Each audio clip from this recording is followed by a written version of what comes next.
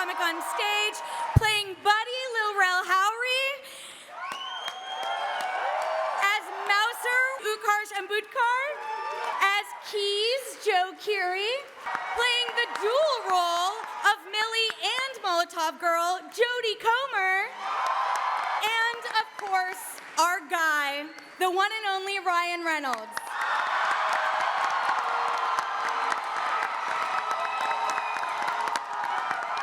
How did you two come together on this project, and kind of how did the idea of Free Guy originate? Well, I think, Shawn and I had been wanting to work together for a long time. We'd kind of had a couple of really near misses. But it's one of those great lessons where you just don't close the door to somebody if you're not going to work together. Anyway, I read this script called Free Guy, and the first person I thought of said no. And the first person I thought of was this man right here, and I sent it over to Shawn. He read it, and I think it was just like an hour later, you were like, I'm in. Yeah, well, like everybody in this room, I'm just a mad fan of Ryan Reynolds. I mean, the guy, and so as Ryan said, we came close to doing a few movies together in the past, and even though he broke my heart, I literally took all those feelings and just shoved them deep down inside, and it gave me a chance for this moment to happen. When I describe the world of Free City to people, it's kind of like Grand Theft Auto meets Fortnite. You guys get those references? Some pretty major games. But it's not just the world of Free City that you've created. There's also the real world that you have as, its own visually distinct area. Talk to me, Shawn, about kind of creating these two elements and having them work together. Yeah, so it toggles back and forth between the real world and the world of Free City, which is the name of the video game in the movie. It's called Free City. And so we created some pretty strict rules for ourselves so that you guys as an audience would never be confused about which world you were in. So the world inside Free City is very saturated in color. The frames are clean and wide angle. We used a large format Alexa 65 to shoot with. Some Alexa 65 fans out there. Actually, and I know that Matthew Vaughn mentioned that Kingsman was they shot that using the same lenses as Lawrence of Arabia. Our lenses shot Fantastic Four as well, and they just killed. And actually, they never broke down once. Those can take a licking. I'll tell you that much. It was really great. Yeah, so we use those cameras inside a video game, and then the real world is much more handheld. We shot it on a regular Alexa 35 with anamorphic lenses, and it's just messier operating, messier frames, because real life is messy, but the world inside the game is a little more aspirational, a little more heightened reality. Yeah. Jodie, in this, you play two different versions kind of the same character as well. You have Millie, and then you have Molotov Girl, which is kind of your avatar within Free City. Talk about how you created these two versions of the same character to be pretty different from each other, but still have that same root base of being Millie. Yeah, I mean, there were a lot of conversations with Shawn at the start of this process, and I think the biggest thing for me was the physicality of her. Obviously, we had the help of the incredible hair and makeup department, but when we first meet Millie, she's quite defeated by the world, and her avatar, Molotov, is so empowered. So there's a real distinct difference in the way that they move. There's also an accent filter within the game, so they speak very differently, which you will hear. But what I thought was interesting was there's always an influence of Millie within Molotov. There's this kind of wish fulfillment that we live out, whether it be social media or through a video game. We create these avatars of a version of ourselves as how we would like to be perceived.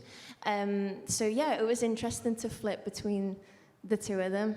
Joe, I heard Ryan give you quite a compliment yesterday, which was that no one delivers exposition as eloquently as you do in this scene and in this movie. He's very kind in saying so. He delivers exposition better than anyone I've ever seen in my life. You make it like entertaining and riveting, all the while looking like a goddamn snack. There we go. Right? I think that was one of the coming into the project. That was one of the parts that I was most excited about and nervous about. Just having to deliver all of this information and kind of the background of the game and sort of what had happened prior to the story starting. And it actually turned out to be one of my favorite parts about working on this project, I'd say. As the people who are in the real world and also can control Free City, talk a little bit about the fun of getting to have one version of the character feed into the other and almost being like superheroes, right, within the world of Free City because you have that control with a keyboard in the real world. Yeah, I mean, keys and mouse are sort of get to manipulate the world as we're inside of it, which is really exciting.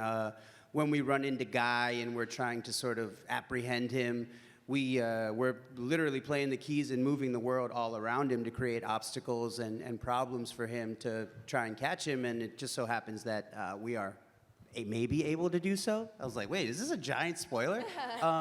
Any gamers, you're gonna see there's so many callbacks to the games that we know and love, and I don't wanna give any of them away because they're so special.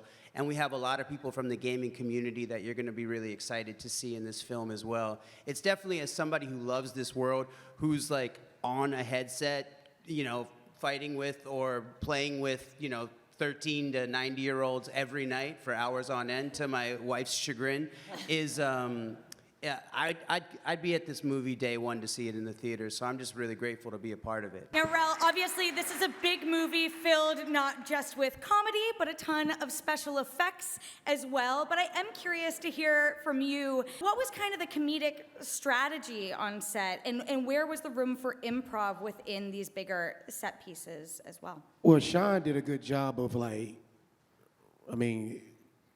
directing that. Like, I didn't have to just do a bunch of random stuff. But I think once you got into the world of the action, you could see stuff on the script, but then when you see behind you, and that's what y'all gonna see, that's fascinating. Outside of just watching the main characters, watch everything that goes on behind us. So we could be walking down the street and then you may see a random explosion, but we act like, oh, I see this every day, no big deal. So to see that in person, I'm a big movie fan, and I was told Shawn this the first time we met, to see how all that happens was really fascinating, especially as a comedian, to see all these explosions and robberies happening. All this stuff is happening as we just walk down the street casually like it's not a big deal. So I thought that was fascinating. I think, it was fun to collaborate with Ryan Reynolds, man. I'm a big fan, so one of my favorite movies is definitely Maybe. I know it's random. Deep cut. Wow. I love that movie. So to actually, I remember the first day filming with Ryan, and he did one of his cool, sarcastic Ryan Reynolds lines. And I was just staring at him, and I had a line. It was like, "Real, you have a line." Oh! I was looking at his eyes as he delivered comedy.